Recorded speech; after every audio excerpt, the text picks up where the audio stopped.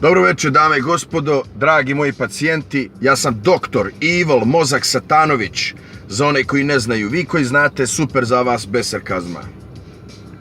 Večeras ćemo da pričamo o freedom fighterima, ljudima koji su posvetili svoj život da naprave promjenu, da od ovog pakla naprave raj. Sad ću vam ja objasniti, dočarat, da su to ljudi totalno delusional.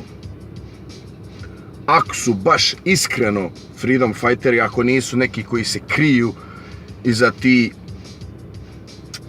etiketa da bi na neki način imali neku korist u svom vijeku, pošto vide da nema rješenja osim pobiti jedno 95% ljudi, ali jebi ga, tu su, manipulatori su, pa vam to, razumiješ, prosipaju, zato što znaju da vam treba neka nada, kao recimo Bob Marley, Tupac, razumiješ, Luther King, razumiješ, pa ima njih koliko hoćeš, tu sam sad crne nabrojao, ali ima i bijeli, sad nije važno, znate o čemu se radi.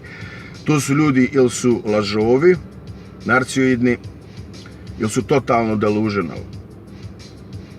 Zato što rješenja na taj način nema.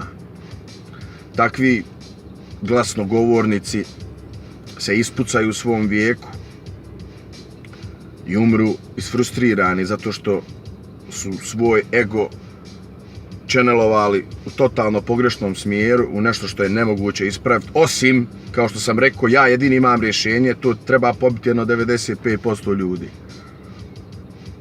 Znači, skroz dok se to ne desi, svi ti freedom fighteri ko fall, peace ovo, peace ono, ajmo mijenjati ljude, ne može se čovjek promijeniti, razumiješ, čovjek kad se otruje, dijete u stvari, kad se otruje, kad ga roditelji otruju, ono će otrovati svoje dijete i to tako se truje hiljadama godina i nema tu rješenja. To isto sad da ubijediš gladnog čovjeka da nije gladan, kad on osjeća tu glad, razumiješ?